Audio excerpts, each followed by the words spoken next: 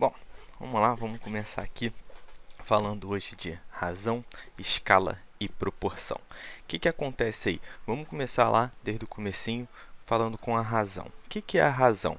A razão, ela nada mais é do que a representação de duas coisas na forma de uma divisão ou de uma fração, né? Lembrando que a barra da divisão, ela também representa aí, a barra da fração, ela também representa uma divisão.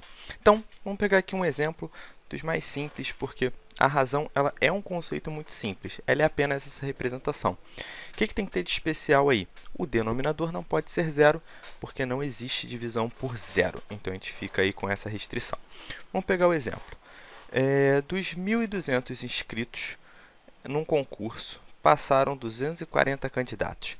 Determine a razão dos candidatos aprovados em relação aos inscritos nesse concurso. Então, como eu quero aqui a razão, nada mais é do que essa representação em forma de uma fração.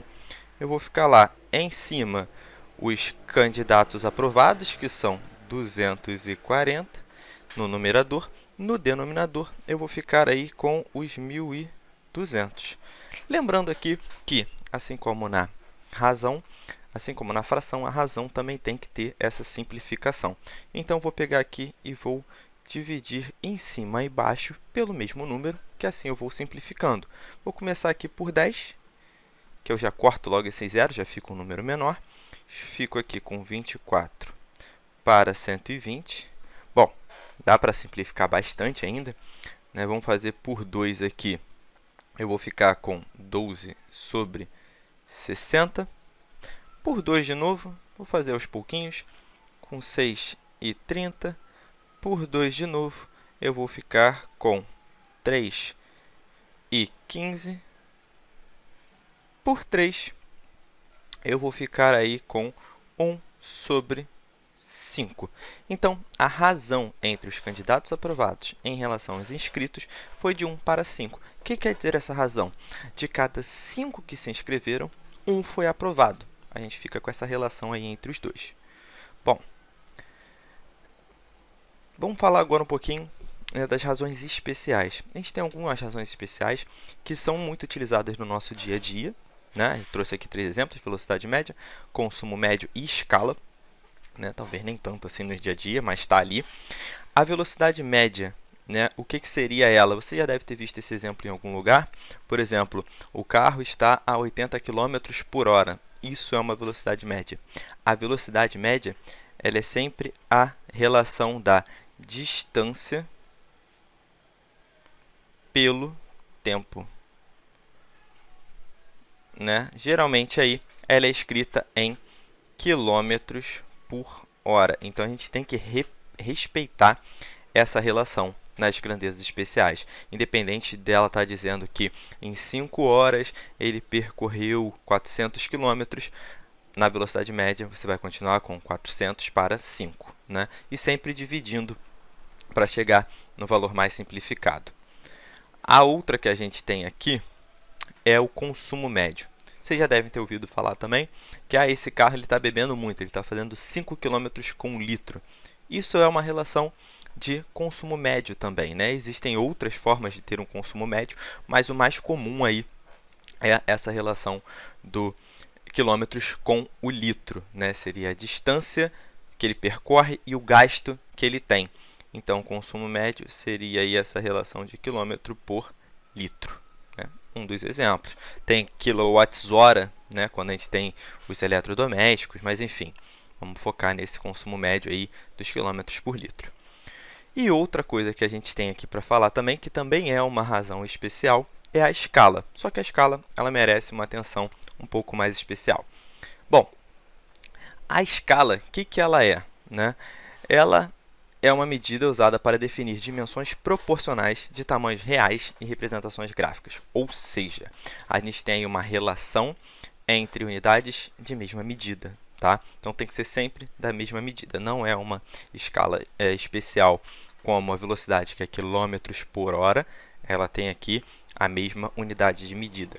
A gente tem aqui, então, essa relação da escala. Ela será sempre na miniatura, né? O tamanho ou do desenho ou da maquete, ou seja lá do que for, e a relação com o tamanho real. Ela pode ser escrita na forma de fração, mas é mais comum ser escrita na forma de divisão aí, com essa relação dos dois pontinhos, tá? Bom, alguns exemplos de escala. Qual é a escala de uma rodovia de 200 km que foi representada em um mapa de 40 centímetros? Primeira coisa que a gente vai fazer aqui é converter para a mesma unidade. Então, vou pegar aqui esses 200 km e vou transformar para centímetros. Então, eu fiquei aí com esse número em centímetros. Então, aí, e o outro, ele já estava em centímetros, então eu não preciso fazer essa alteração. O que eu vou fazer aqui agora? Vou pegar e vou representar. Lembrando que a escala é sempre a miniatura pelo tamanho real. A minha miniatura, nesse caso, é o mapa. Então, a minha representação aqui vai ficar 40 sobre esse número aí pequenininho. 4, 5, 6, 7 zeros. Bom, vamos dar uma simplificada, né? Vou cortar esse zero aqui e vou dividir por 4 em cima e embaixo. Quando eu fizer essa divisão por 4 em cima e embaixo, eu vou ficar com 1 aqui em cima. O 20 dividido por 4 vai me gerar 5. Eu tenho ainda 1, 2, 3, 4, 5 zeros.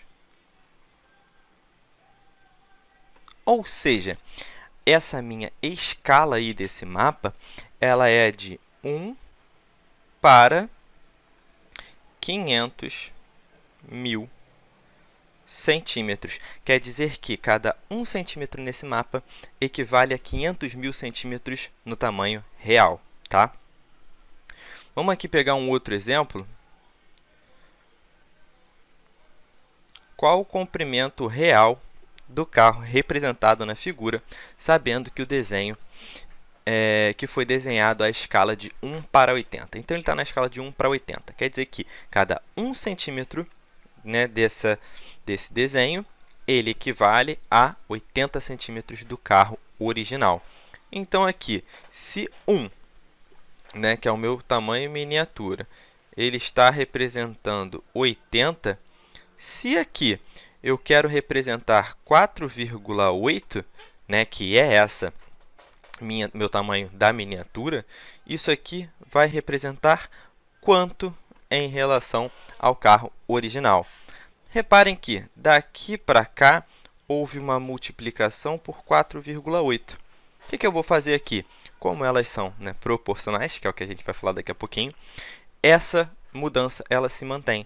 Então, aqui eu também multiplico por 4,8.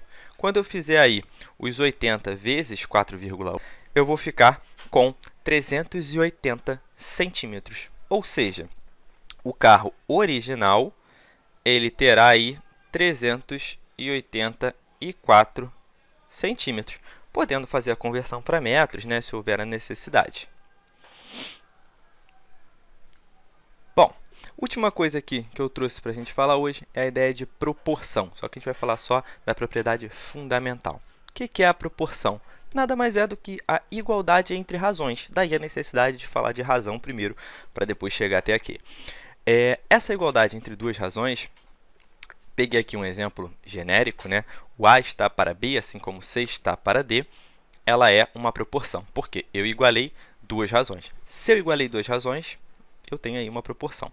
Qual é a propriedade fundamental da proporção? O produto dos meios é igual ao produto dos extremos, ou seja, A vezes D é igual a C vezes B, ou B vezes C, isso aí não faz diferença. Essa é a propriedade fundamental da proporção. Então, quando eu tenho a igualdade entre duas razões, eu afirmo que o produto, né, dessas diagonais, elas têm que ser iguais. Como é que isso vai ser usado, então? No exemplo aqui bem direto, né, qual é o valor de x para que isso seja uma proporção? Para que isso daí seja uma proporção, o que tem que acontecer? O 10 vezes o x, o 10x, tem que ser igual ao 7 vezes 50. Bom, 7 vezes 50, eu vou ficar aí com 350, sendo igual a 10x. Se eu estou multiplicando por 10, eu divido por 10, né, ambos os lados, e aí eu vou ficar aqui que o x ele é igual a 35.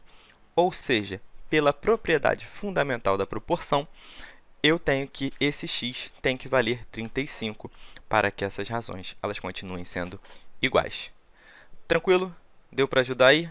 Qualquer coisa deixa aí no comentário que a gente vê depois o que pode fazer. Valeu!